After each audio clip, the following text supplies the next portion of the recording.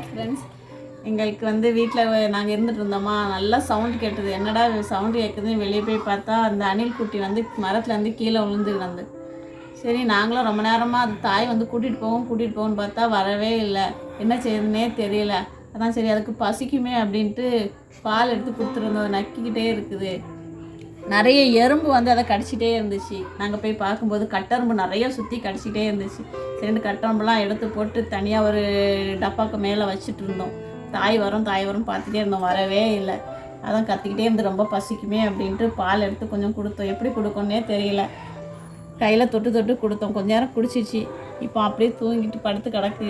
இது என்ன செய்யணும்னு தெரியல. இதுக்கு எப்படி உணவு கொடுக்கறது, இல்லை அதுக்கு அம்மா வருமா, என்ன செய்யணே தெரியல. எங்களுக்கு தெரிஞ்சுனா ஏதாவது கமெண்டில் சொல்லுங்கள்.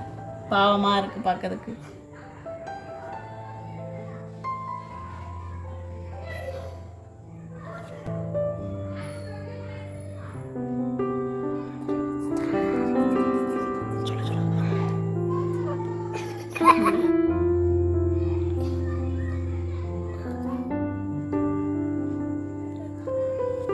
இப்போ பார்த்தீங்கன்னா அதுக்கு பால் கொடுத்துட்டே இருந்தோம். இப்போ பார்த்தீங்கன்னா திருப்பி இன்னொன்று இங்கே விழுந்துருக்கு. மாடியில் மரத்தில் இருந்து கீழே விழுந்து கிடக்கு. அணில் ஒழுங்காக கூடு கட்டலை போல். கூட்டில் இருந்து எல்லாமே கீழே விழுது. பாவமாக இருக்குது. இப்போ இதே எடுத்துட்டேன். அதை பார்த்து இருக்கும்போதே இதுவும் கீழே விழுந்துருச்சு.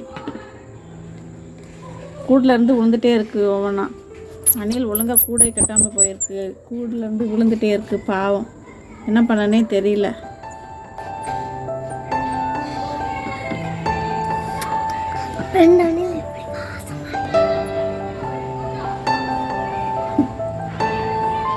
ரொம்ப பசிக்குது பாவம். நம்ம பிறந்தோடனே பால் குடிக்க ஆரம்பிக்குது.